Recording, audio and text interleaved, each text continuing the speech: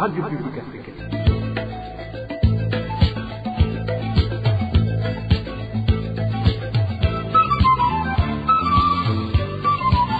Radio Publique Africaine.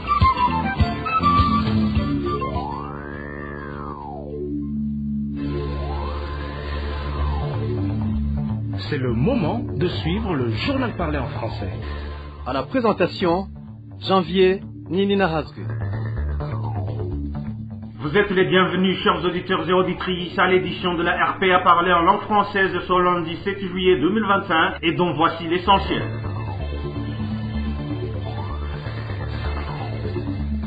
La cour d'appel de Mukaza en mairie de Bujumbura s'est déclarée incompétente pour statuer sur l'affaire Sandra Muhoza. Dans cette édition, vous allez suivre les raisons avancées par cette juridiction. Les non-partisans du CNDD-FDD dénoncent la pratique de la CENI de les évincer dans la participation aux élections collinaires, surtout de leur priver le droit de se faire élire. L'association justifie la carence du sucre par le manque du carburant au Burundi et le ministère en charge de l'agriculture tranquillise sur ce motif. Dans quelques instants, le journal complet.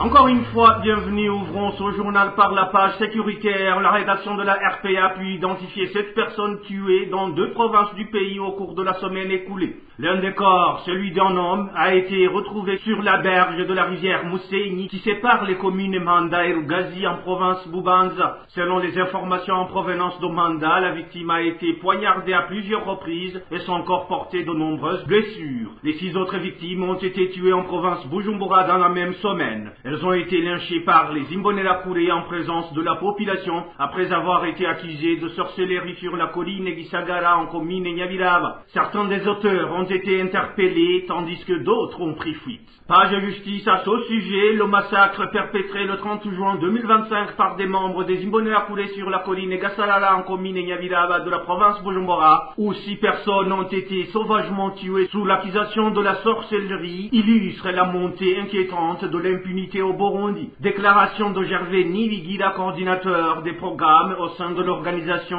SOS Torture Burundi. Il appelle au renforcement de l'état de droit afin d'assurer une protection équitable à tous les citoyens. Il estime également qu'on ne devrait plus tuer des gens sous prétexte de sorcellerie alors qu'il s'agit en réalité de règlement de compte à caractère politique. Suivez Gervais Nibigira, coordinateur des programmes au sein de SOS Torture Burundi.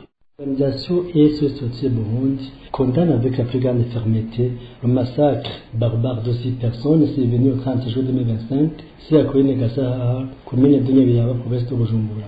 Ces personnes ont été tuées en plein jour, certaines brûlées vives, d'autres mutilées à la machette accusées de sorcellerie par l'agresseur. Des sources locales, y compris des témoins qui rapportent que les victimes auraient été ciblées en raison de leur appartenance présumée au parti d'opposition SNL et que l'accusation de sorcellerie aurait servi de prétexte à une élimination à caractère politique. Ce drame témoigne d'un climat d'impunité et de terreur croissante dans lequel la justice populaire se substitue aux institutions judiciaires, souvent sur regard passif, voire complice de certaines autorités locales ou membres des structures affiliées au parti au pouvoir. Et ce statut Burundi appelle à l'ouverture immédiate d'une enquête indépendante, impartiale et efficace. La traduction en justice des responsables de ce massacre, l'effet de l'instrumentalisation des accusations de sorcellerie en défi de règlement de compte politique, le renforcement de l'état de droit pour la protection égale de tous les citoyens. Et ce statut Burundi exhorte les autorités burundaises à restaurer la confiance entre les citoyens et institutions, à garantir la protection de la vie humaine et à mettre en terme définitif à l'impunité. C'était Gervais Nibigira, coordonnateur des programmes au sein de SOS Torture Burundi. Toujours en justice, il y a plus d'1 mois que la cour d'appel de Mukaza, située dans la ville de Bujumbura, ait rendu son verdict dans l'affaire de la journaliste Sandra Muhoza. Cette cour s'est déclarée incompétente pour juger cette affaire, tout comme le tribunal de première instance qui avait déjà rendu son jugement. L'accusée, qui est Sandra Muhoza, ne réside pas dans la ville de Bujumbura et l'infraction qui lui est reprochée n'a pas été non plus commise à Bujumbura. N'est-ce pas, Inès Gakid? Dans sa décision rendue le 30 mai de cette année, après 2 audiences publiques, la Cour d'appel de Mukaza a déclaré qu'elle n'avait pas de compétence pour juger l'affaire de la journaliste Sandra Muhoza.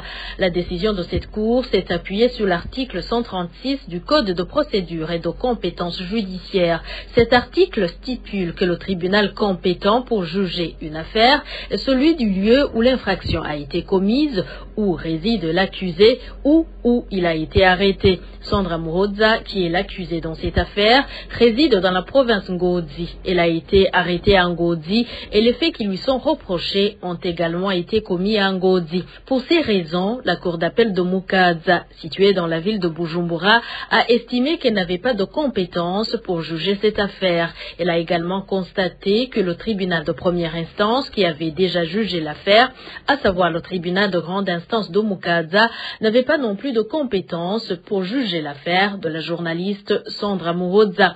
La deuxième décision prise par la cour d'appel de Mukaza a été de renvoyer les parties devant le tribunal compétent. Sandra Muhoza a été signifiée de cette décision le 13 juin dernier.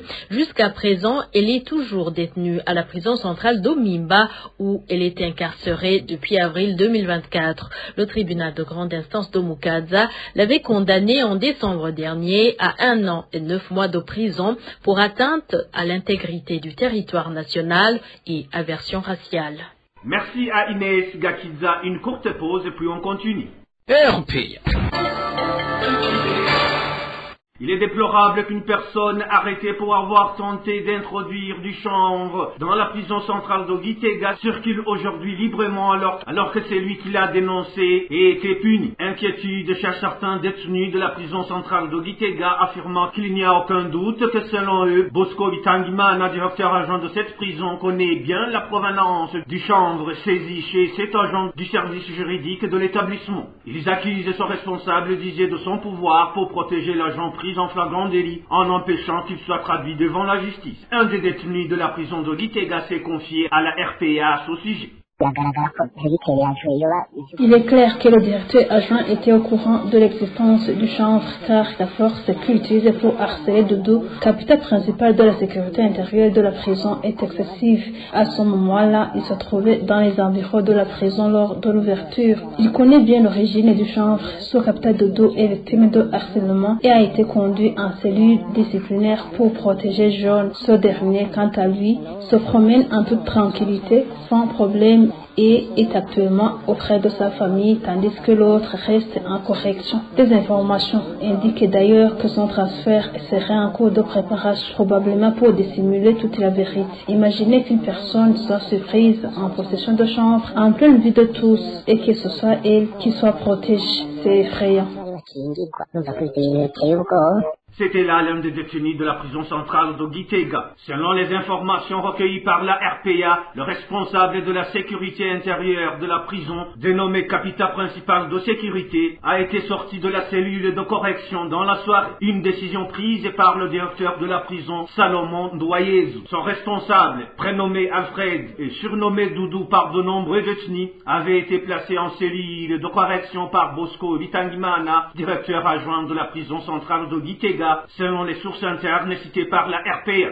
En politique, des habitants des anciennes provinces Mwaro et Rumongue non affiliés au parti CNDD-FDD dénoncent des pratiques injustes de la Commission électorale nationale indépendante visant à les empêcher de se porter candidats aux élections collinaires. Selon leurs témoignages, certains n'ont pas pu obtenir les documents nécessaires, tandis que d'autres, bien qu'en possession de tous les papiers requis, n'ont pas été retenus parmi les candidats simplement parce qu'ils ne sont pas membres du parti au pouvoir. Les détails avec Rémi Delagacourt.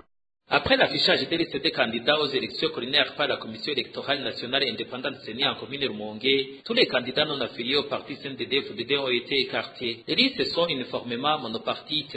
Selon des informations émanant de membres de la CECI Rumongue, ces listes auraient été établies à la permanence du parti CNDD-FDD de Rumongue. La désignation des candidats aurait été laissée à l'entière discrétion du représentant du parti sur chaque colline. Même scénario en province Mwaro, où selon notre source, le seul critère de sélection était l'appartenance au parti CNDD-FDD.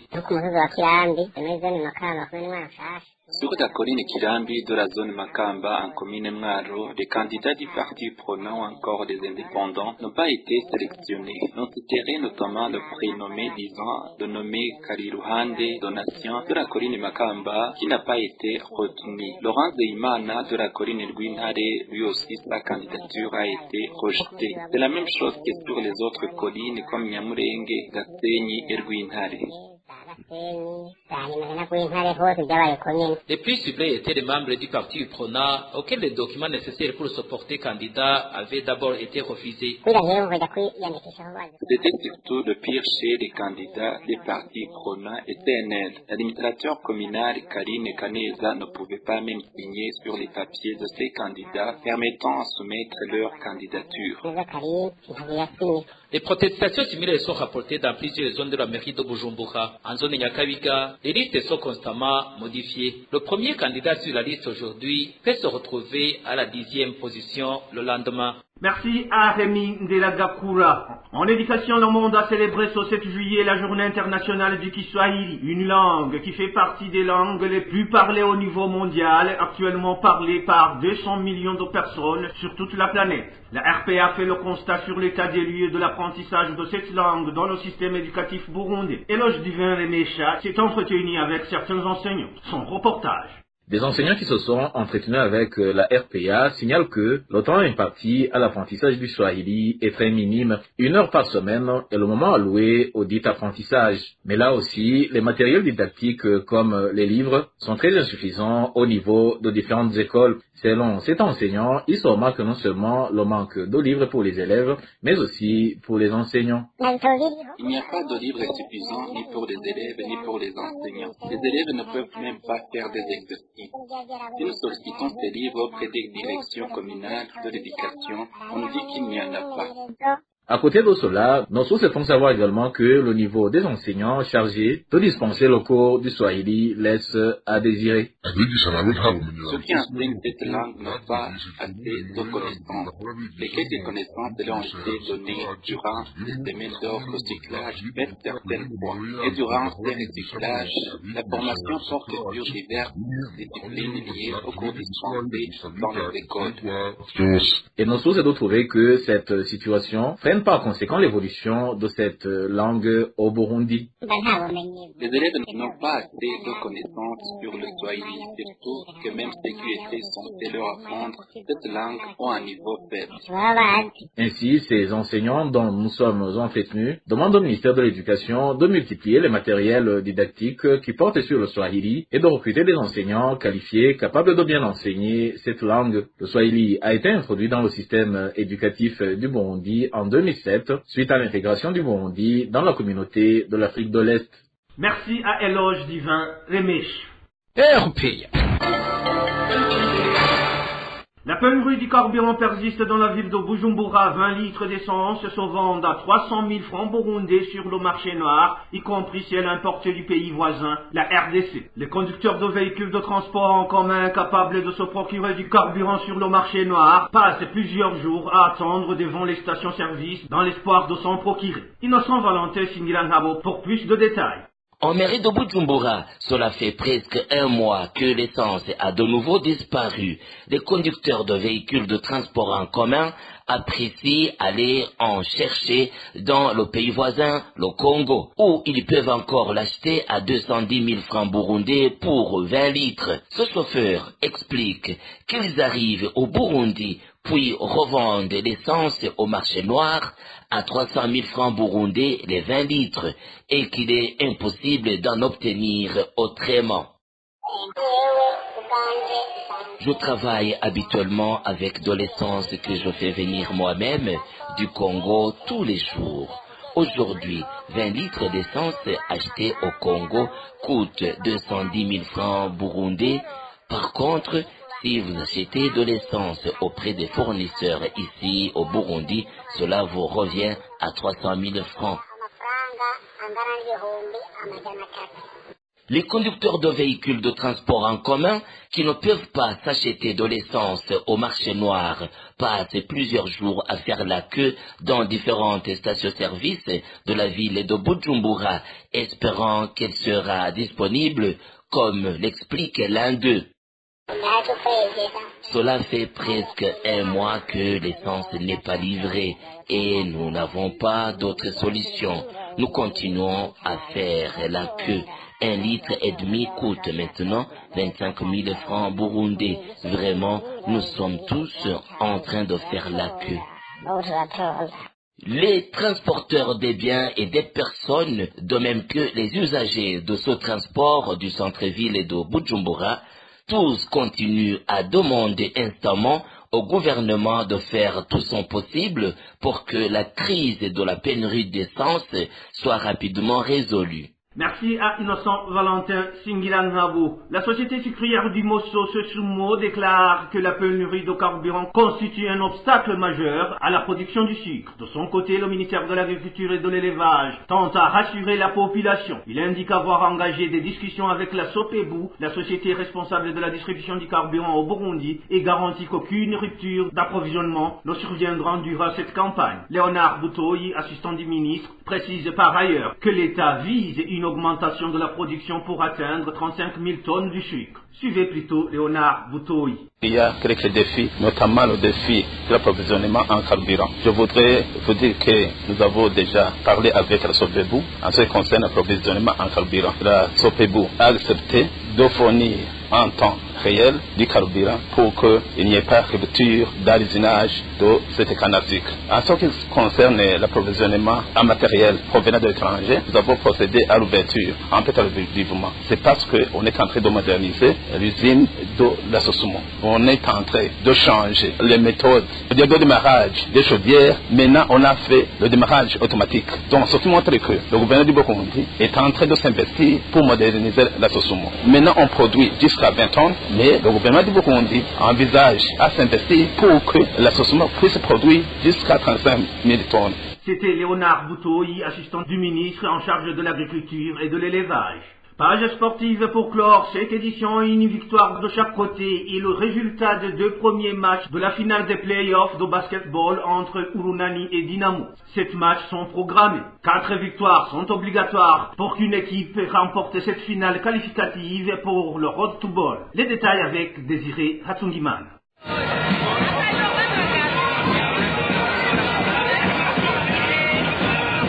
C'est l'ambiance qui régnait au département des sports au centre-ville de Bujumbura lors du match entre Dynamo et Urunani qui s'affrontaient pour la finale des playoffs.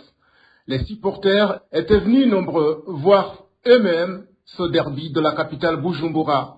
Pendant ce match spectaculaire, la formation de Urunani s'est imposée par 83 points à 67, dont 20 points marqués par le capitaine emblématique d'Urunani, Landry Ndikumana.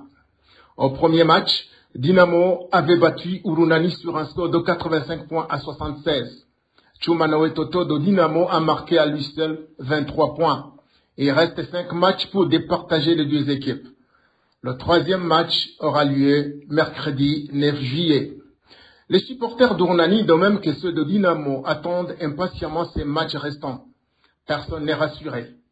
Certains entraîneurs ont indiqué à la radio RPA qu'il est difficile de pronostiquer sur les rencontres qui opposent ces équipes, précisant qu'elles ont presque le même niveau, mais certains donnent un léger avantage à la formation d'Urunani.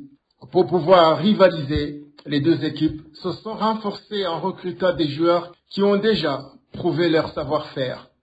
C'est ainsi que Dynamo a recruté l'Américain Jeffrey Tylon, les Camerounais Etienne Tametong et Kevin Nyemeke, le Nigérien Garba Chingika et le Congolais Chuma Noetoto. Côté Urunani, ils ont engagé les Américains Patrick Maglin et Perry Petit, les Sud-Soudanais Atel Majok James et David Denkongor, ainsi que les Sénégalais Thierry Sagna, Mamadou Diomé et Thiam Papa Marik. Les joueurs comme Etienne Tametong et Chuma Noetoto sont de bonnes recrues pour la formation de Dynamo. L'équipe d'Urunani compte quant à elle la star africaine en la personne d'Atel Majok, champion de la balle en 2022 avec l'US Monastir de la Tunisie, et Thierry Sagna, le MVP du championnat du Sénégal. Les amateurs du ballon orange de Bujumbura ont la chance de suivre de leurs propres yeux certains joueurs qui ont fait vibrer l'Afrique lors des différentes phases finales de la balle. Seulement, ces joueurs professionnels ne se dépensent pas comme ils ont l'habitude de le faire, de peur de se blesser sur le terrain du département construit avec du ciment. Cela reste ainsi alors que différentes autorités burundaises n'ont cessé de donner des promesses d'un terrain moderne, mais qui malheureusement reste lettre morte. Merci à Désiré Hatungimana. Et voilà, à mes chers auditeurs et auditrices, et c'est sur cette page sportive que nous mettons fin à cette édition de la RPA par la langue française, ce lundi 7 juillet 2025. Merci pour votre aimable écoute. Merci à toute l'équipe de la rédaction pour la collecte et le traitement de toutes ces infos, sans oublier d'acclamer la participation et la bonne collaboration technique. À la présentation, vous étiez avec Janvier Ninina Hazé. Bon début de la semaine.